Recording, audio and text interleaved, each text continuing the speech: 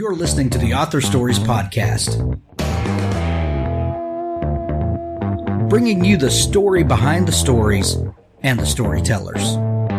Margaret White, Terry Brooks, Sheena Kamal, Matthew Quick, J.T. Ellison, Walt D. Williams, Brad Thor, Corey, Dr. O, Brandon Sanderson, Robin Mom, Ernest Klein, Jim Butcher, Sherwin Harris. Visit hankgarner.com for archives of all the shows. Today's guest is Megan Campisi. Authors. I have a fantastic new service to tell you about. It's called PubSite. PubSite is a service to help you build your very own website, your home on the web, where you can promote your work and give your fans a place to connect with you. PubSite is a website platform that allows every author, regardless of budget, to have a great-looking professional website developed by the book marketing professionals at FSB Associates. PubSite is the new, easy-to-use DIY website builder developed specifically for books and authors. Whether you're an author of one book or 20, or a small publisher, PubSite allows you to build, design, and most importantly, update your website pain-free. No need to be dependent on a designer or webmaster to make a small but costly change to your website. Save the money and do it yourself. PubSite is the best platform for authors because it's a book-centric platform. PubSite was built just for authors and small publishers. Every design, feature, and layout is book-centric. They have customized designs for you to use. It's easy to build. No coding or HTML is necessary to create a stunning, professional-looking website with all the features you want. Get a custom domain name, yourname.com. It's simple to update. You can add all of your books, add a blog and a book tour, sell from any retailer, manage your email list and social media, and even do e-commerce. Build your website with a 14-day free trial, then pay just $19.99 per month, which includes hosting. And we offer packages starting at $499 to set up the website for you. Pub-site.com, the place to help authors find their home on the web.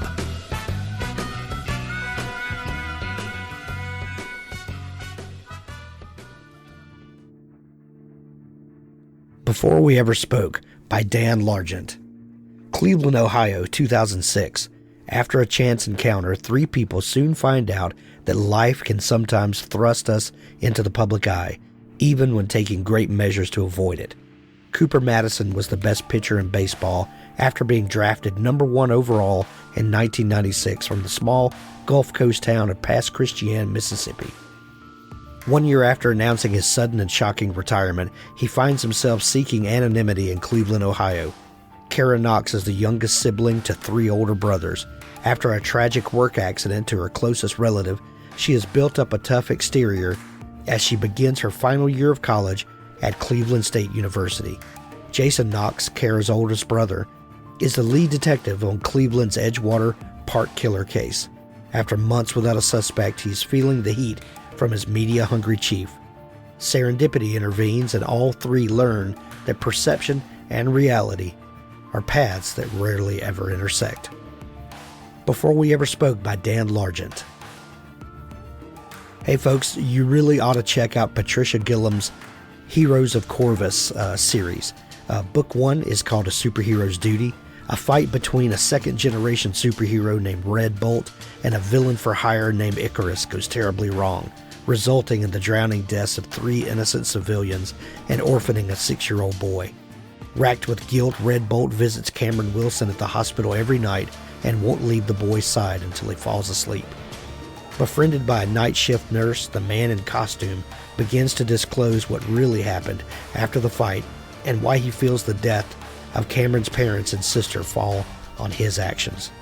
A superhero didn't survive that night, and Cameron and the rest of the city are not out of danger. A Superhero's Duty, Book 1 of the Heroes of Corvus by Patricia Gillum. Get this series now. Well, thanks for joining me again for the Author Stories Podcast, where I bring you the story behind the stories and the storytellers. Today, I am super excited to have Lee Goldberg back on the show with us.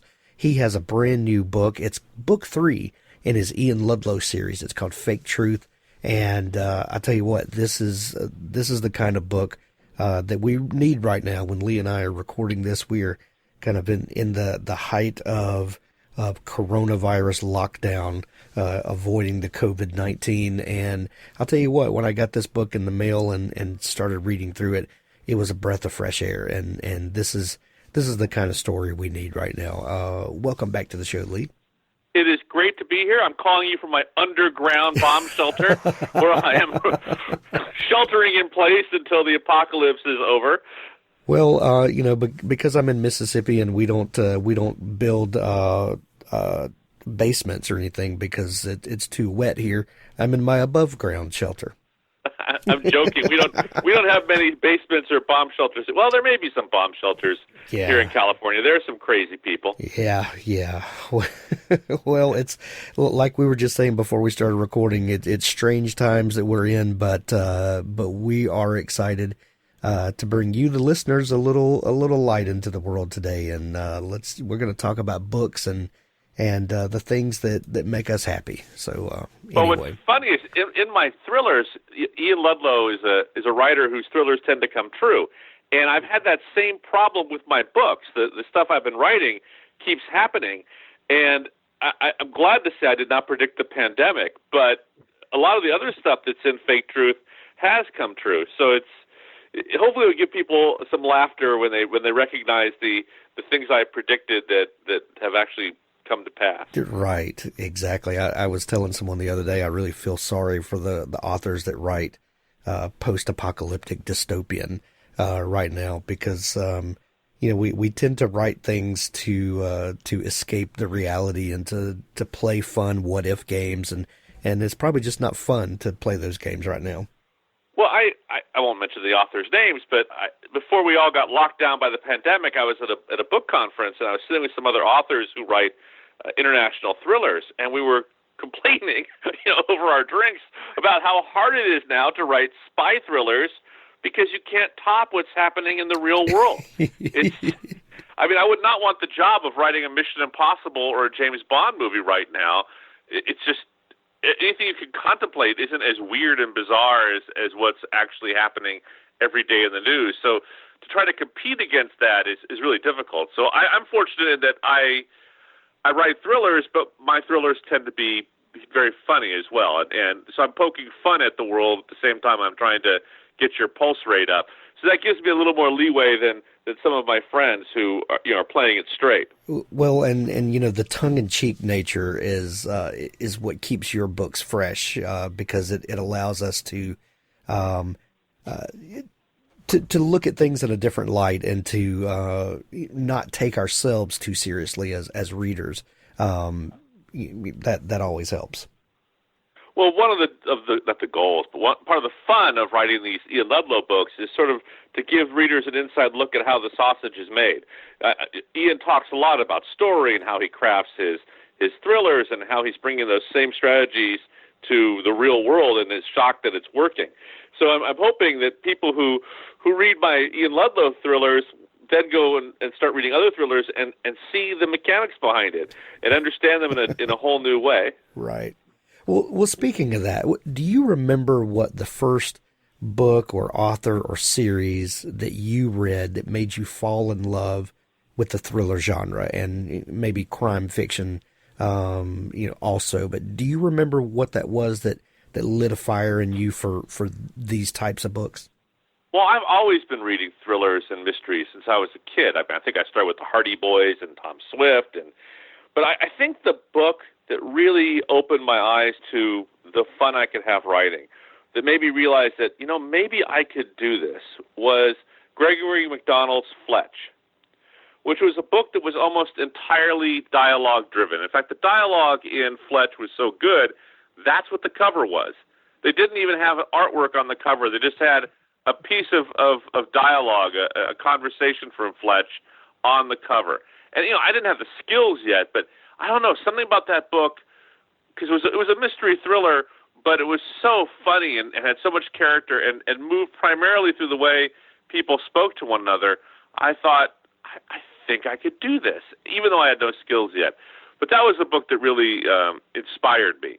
And the early Robert B. Parkers, and there's an author named George V. Higgins who had a wonderful ear for dialogue, and Elmore Leonard. But I devoured all the Ian Flemings, all the Robert Ludlums and the Trevanians, and I just was a voracious reader when I was younger. And what's weird is I still buy books as if I read 3 or 4 a week. I haven't been able to do that in years.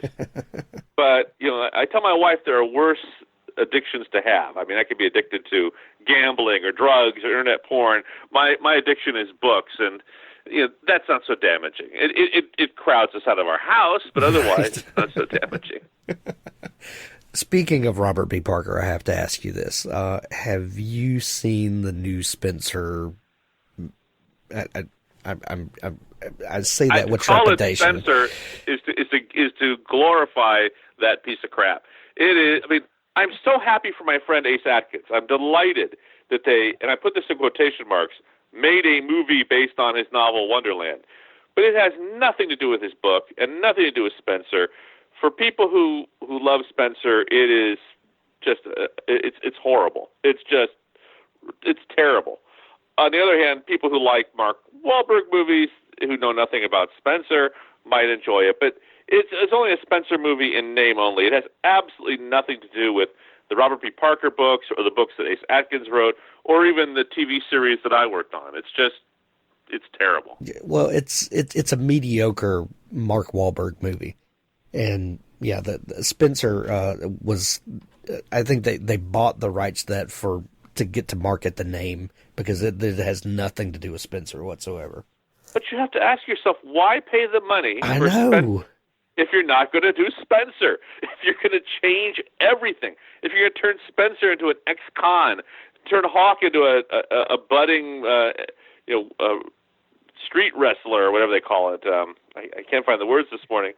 And they got rid of Susan Silverman entirely and made her, I don't know what the hell she was, a dog walker. It was ridiculous. It was just terrible. They took out everything that made Spencer. And I had a visceral reaction to it because in many ways I owe my career to Spencer. My very first produced screenplay was an episode of Spencer for Hire, and that started my television career. That you wrote on spec, right?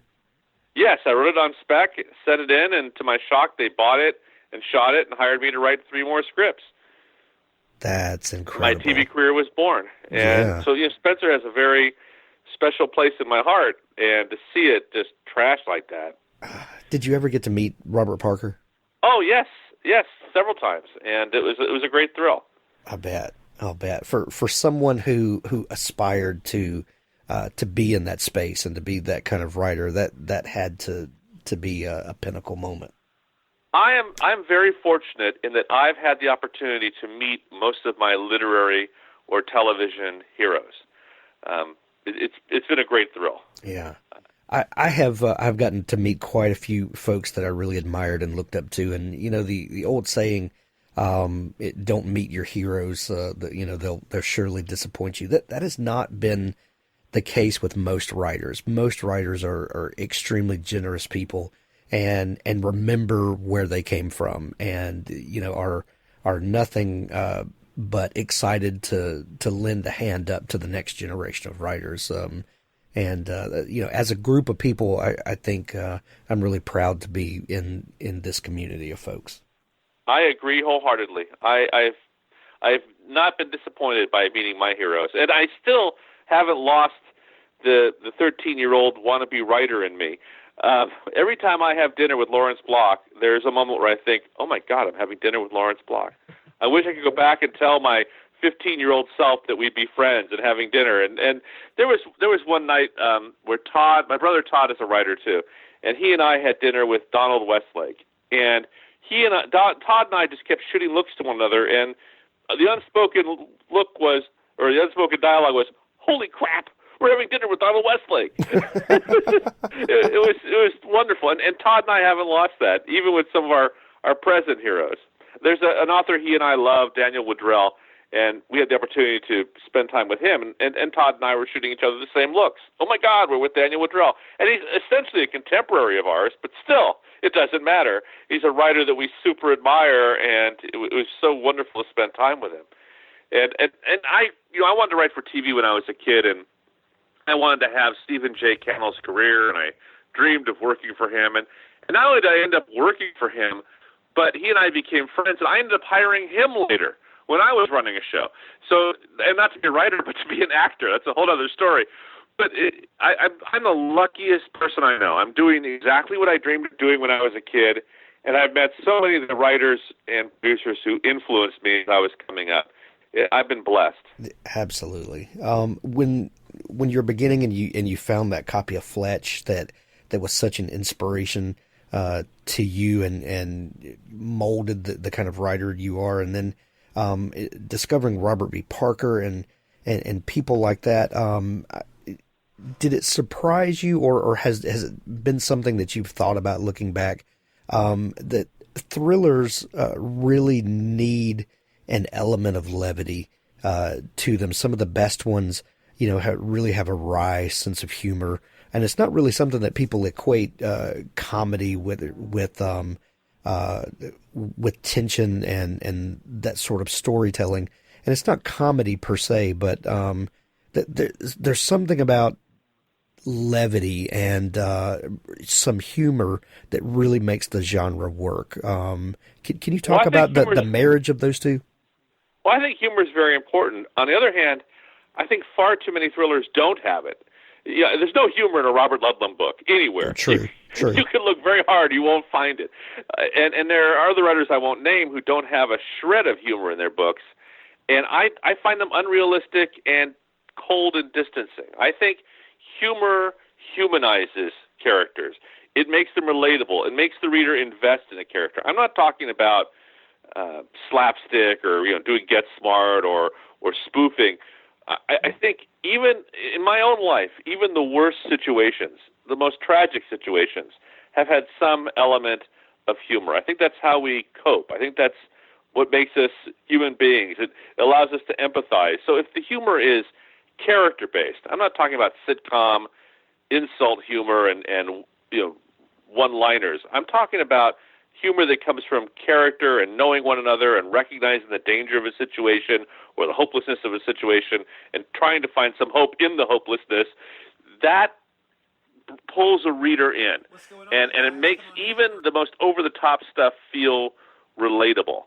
And you can do the opposite, too. I worked on the TV series Monk, and I wrote 15 Monk novels, and that was a character who had an obsessive-compulsive disorder, and that disorder actually allowed him to be a terrific detective, even though he couldn't cope with the real world.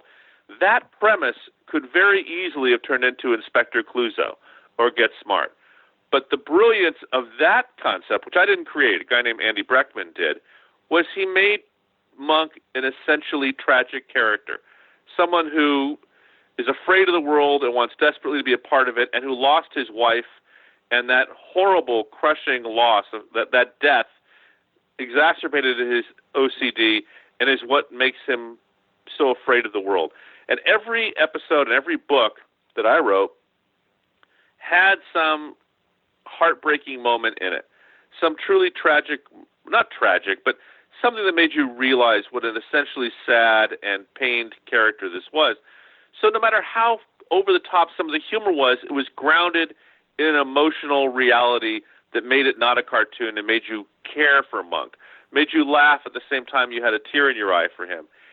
And I sort of do that in reverse with thrillers. I take a thriller situation and bring some humor into it. Now, the Ian Ludlow books, they work as thrillers, but there is an element of satire or spoof to them because Ian Ludlow writes thrillers, and I excerpt his thrillers in the course of telling mine. So there's the contrast between the fictional thrillers he writes and the real world he's encountering, and that's where some of the humor and conflict come from. I have another novel that came out a few months ago called Lost Hills, which is a very dark police procedural, but has a lot of humor in it. But it's not laughing at the crime or laughing at the danger or laughing at the pain. It's the humor that just comes out of people interacting day to day. And I just don't, I'm not capable of writing anything that doesn't have some level of humor in it. It's just a question of how much humor you have and what kind of humor you have. Well, the entire premise of the Ian Ludlow thrillers is a little bit of an inside joke. Ian Ludlow is you in your early writing career. Tell us, if you don't mind, kind of recap that story. I know we touched on it a little bit last time, but you began your writing career as Ian Ludlow. I did. I had a professor who wrote big, bulky conspiracy thrillers like Robert Ludlum wrote.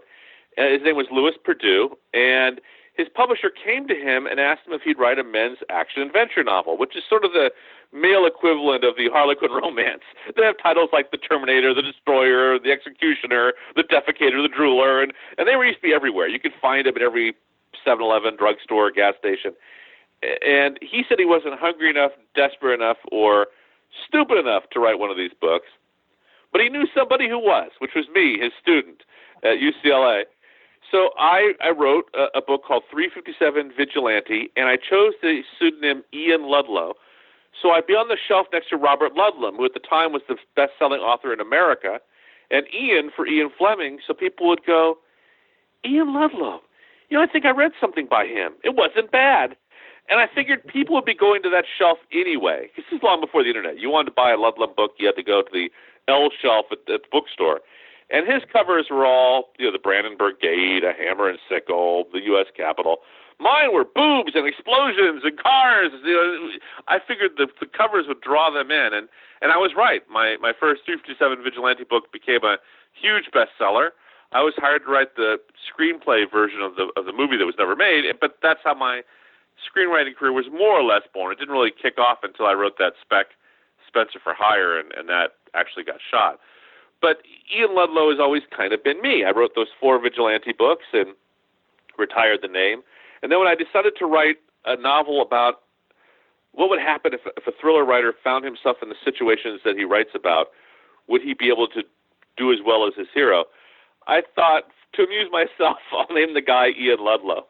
But Ian has a lot of other similarities to me. Ian is a recovering television writer-producer, and so am I, though I'm still active in television. So Ian draws on his TV writing as well, and there's some similarities to Ian's TV past and my own. But Ian has terrible luck with women, and he's unmarried, and he lives in a house in the Santa Monica Mountains. I've been married for 30 years. I have kids. I'm very different than Ian in that respect. So what was the why did you decide to resurrect Ian after all of these years? Was there something about who you knew this character was that just screamed, this needs to be Ludlow?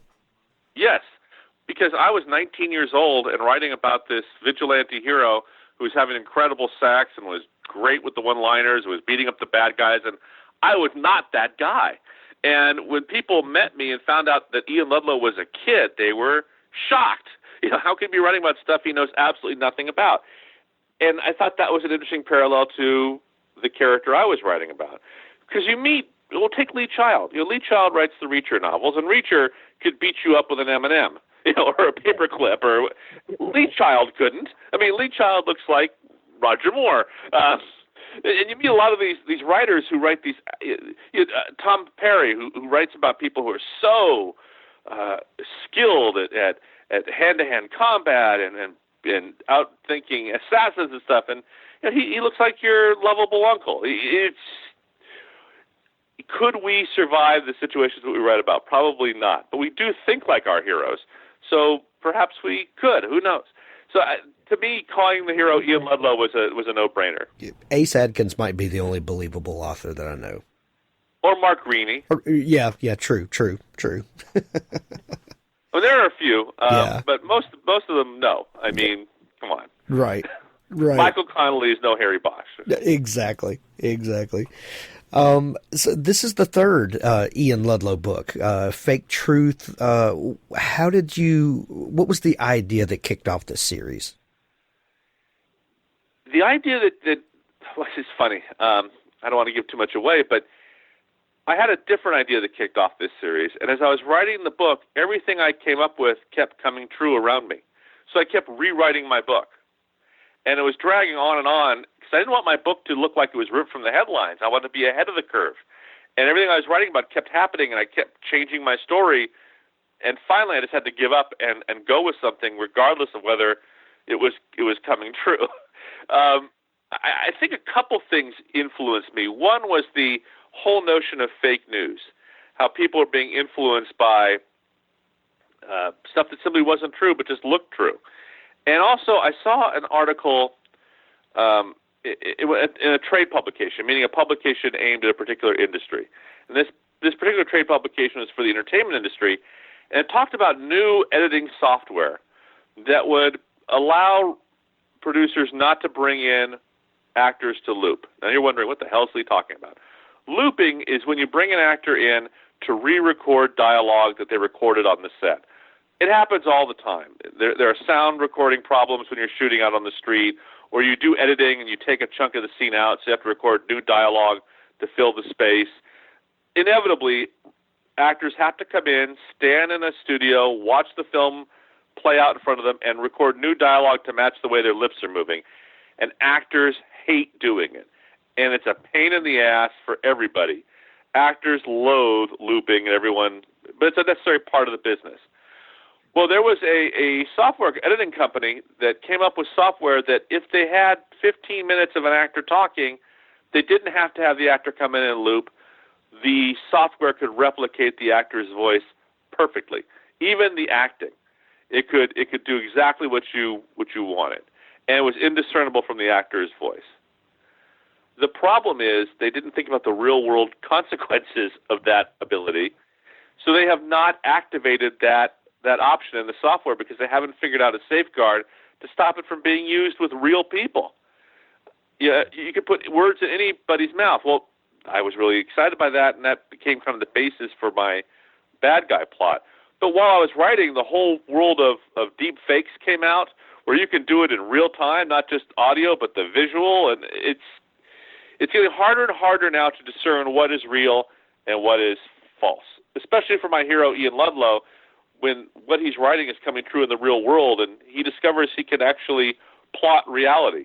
But he's not the only one who's discovered that, so have the Russians. And the whole book is about the blurring lines between fiction and reality and how we're being manipulated by the same tools that authors use to get you excited and involved in reading a book.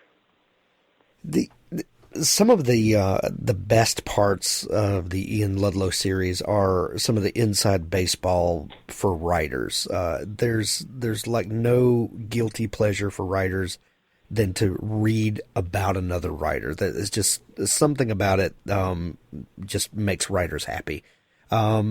This getting to write about a writer who also is the hero of the story in so like you've done in so many other books. How fun is it melding these two worlds? It's great fun. You know, they say write what you know, so that's sort of what I'm doing. I share some of what I go through writing a book and some of my own insecurities in Ian, but also Ian's a much more heroic version of me. He saves the world on a regular basis. I haven't saved anything. You mentioned that you kept reworking the book because reality kept catching up with your imagination. In a world that is so technology-driven, like we live in now, and where technology is just making exponential jumps, as in with this looping problem being solved, which then causes other problems, how difficult is it as a thriller writer to stay ahead of the curve and to keep imagining things that have not necessarily been invented yet, or finding new ways to circumvent the technology that's catching up with us? It's extraordinarily difficult, and I think the only way around it is not to approach story from plot, but to approach it from character, because you can't get ahead of what's happening in the world, and ultimately you have to rely on your reader wanting to spend time with your character and to enjoy your character. So in Fake Truth, I finally gave up on caring about whether or not I was ahead of the curve on technology and world events, and just focused on Ian, a character who has writer's block because he's discovered the reality behind the stuff he writes, and he's not sure he can write it anymore. And he's discovering that the real world is a lot more exciting to write for than the page, and finding his place again, and finding who he is and getting comfortable with his new reality and dealing with his relationship with his former research assistant Margo, whose life has changed dramatically. I think if you focus on the character, then the story's almost secondary. Think about the Rockford Files. You don't remember any of the trouble or the cases that Jim Rockford had. You remember the moments, the character moments with Rockford that made you laugh. And it's the same thing about Monk. You don't remember necessarily the very clever murder mysteries. You remember, that was the time Monk went to a nudist colony and how he dealt with that, or whatever. You remember the awkward situation that Monk was in and how he dealt with it. So I always fall back on character. That's what people are going to remember. And it's even true about the James Bond films. I mean, how many times has James Bond had to deal with some satellite in outer space that was going to blow us up? 3 or 4 times already. It's more about the adventure I don't think anyone really remembers the bad guy plot of a James Bond film. What is it the bad guy wants to do? You just roll with seeing Bond sleep with these women and deal with his one-liners and have his great action. You don't really care what Blofeld or whoever the bad guy is really up to. You want to ride around with Bond. So that's what I fall back on. I fall back on character and try to worry less about plot. You mentioned Margo a minute ago, and Margo French is Ian's former research assistant and is now a spy. Tell me about this relationship and how Margo came into the story for you. Margo came into the story because there's a cliche I cannot stand in thriller fiction, which is the hero who's on the run encounters a woman, pulls her into his plight, and she ends up falling in love with him. And that happened in 6 Days of the Condor. It happens in every Jason Bourne movie. It happens in every James Bond movie. He always takes an innocent woman or a relatively innocent woman, pulls them into his agony and despair and his bad guy plot, and then they end up loving him and wanting to sleep with him. And you know what's going to happen, and it's so predictable. So I had, in my first book, True Fiction, Ian Ludlow is on the run and inadvertently has to bring along with him his book escort, the woman who's been taking him around to book signings in Seattle. She gets caught up in his thriller situation, and her life is in danger through no fault of her own, and she hates him. And the typical plot for this situation would be that they end up in bed together. But no, she's a lesbian, and she has no interest in sleeping with him. And I thought that would really turn the cliche on its head, that there is no possibility these two will ever sleep together. And it's funny because there was some movie interest in True Fiction when the book came out. And I would meet with these producers, and they'd say, the first thing that has to change is she can't be a lesbian. He's got to sleep with her. No! You missed the whole point of the book. No, that can't happen. And I ended up optioning it to somebody who understood that was something that can't change. That's the charm of the series, is that these two are together and can't sleep together. It was also a reaction, quite frankly, to the series I was writing with Janet Ivanovich, the Fox and O'Hare books, where they're going to sleep together, the two characters, even though they hate each other and they're pursuing one another. She's a cop pursuing a bad guy. They're eventually going to end up in bed. And I didn't want to deal ever again with that will they, won't they tension. I wanted to turn it upside down. So that's where Margo came from. And then I thought it would be funny if you took somebody who was really outside the whole thriller world, who had no thriller skills, no secret agent skills, no fighting skills, no experience whatsoever in the world of law enforcement or the military, and thrust her into it. And she discovered that she has a natural ability for learning those skills. That would be fun. So it gives me room to grow with both characters, and the knowledge that they'll never be in bed together, which is great. Right. As a kid who grew up in the 70s and 80s and started reading during those times, some of the best thrillers were about the big geopolitical set pieces, which naturally was the USA versus the USSR in so many great thrillers from back then. And then the early 90s rolled around and the Soviet Union was no more. And we all kind of scratched our heads about, well, who's, what are these stories going to be about now? And, how can you have a Tom Clancy book when there's no Soviet Union? And, all these kind of things.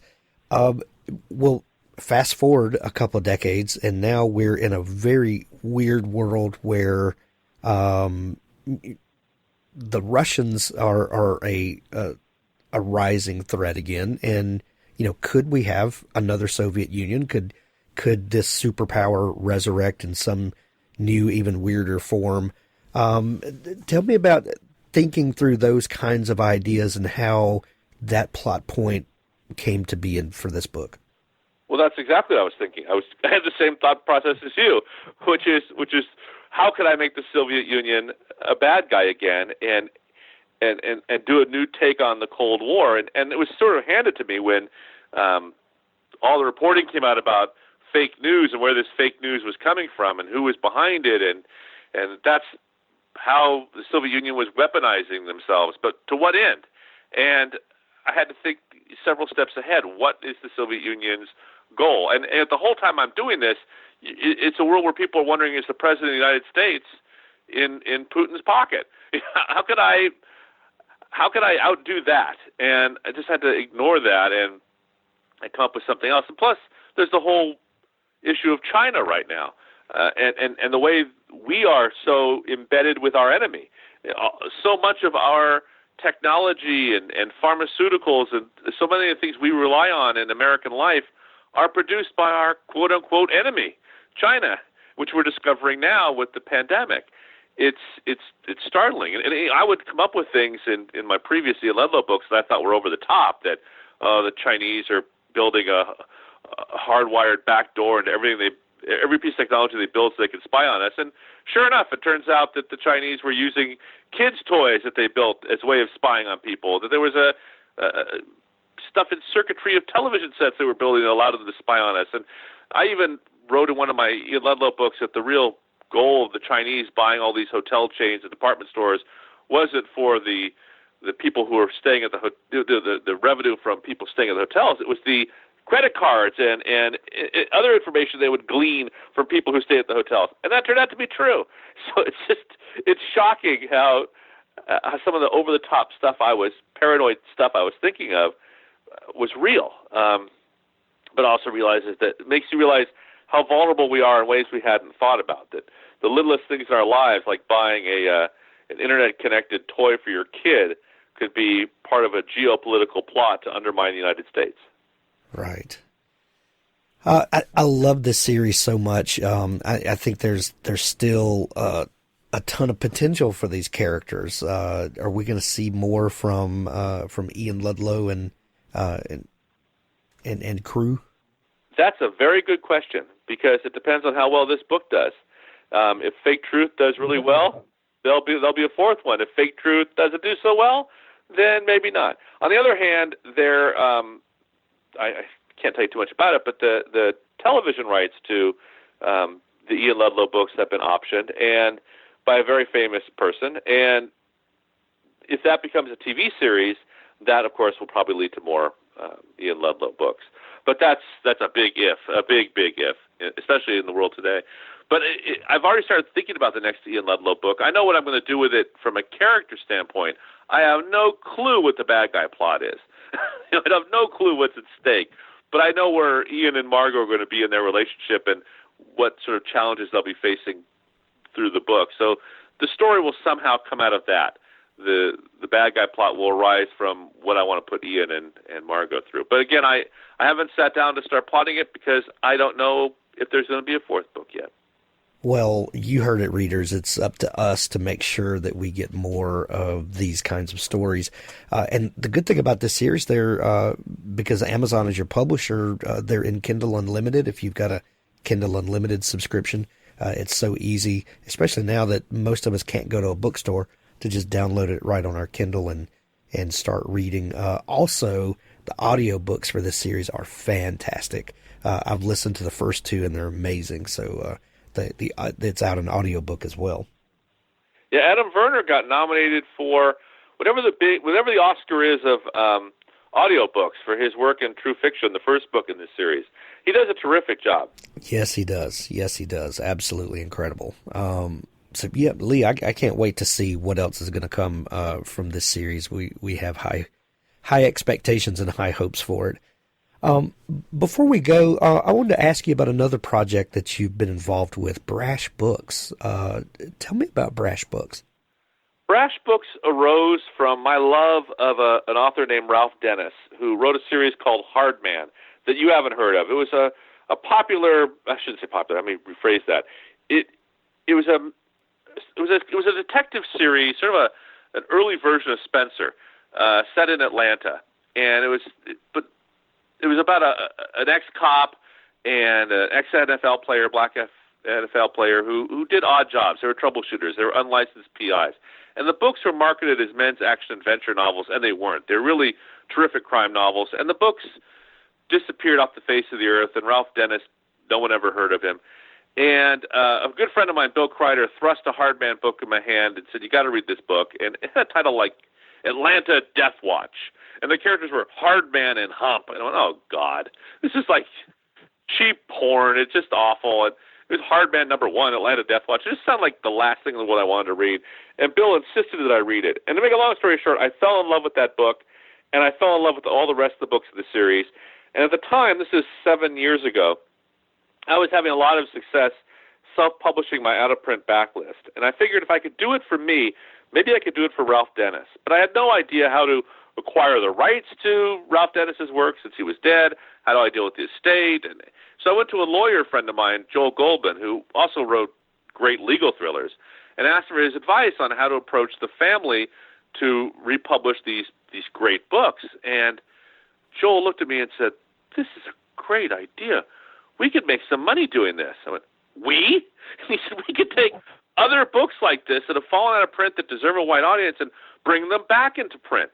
We could start a publishing company. Oh, that's a brash idea. There's our name. It just was ridiculous. But we ended up launching a publishing company just to bring back these out-of-print books that we love. But also, Joel was also having a great deal of success republishing his out-of-print backlist, and people were always hitting him up for advice on how they could do it for their books. So we went to those same authors and said, hey, what if we do it for you? And that's how Brash Books was born. And ironically, I wasn't able to secure the rights to Ralph Dennis. So for the first 4 or 5 years of Brash Books, the author for whom we created the publishing company, we weren't publishing. We published 100 other titles, but not Ralph.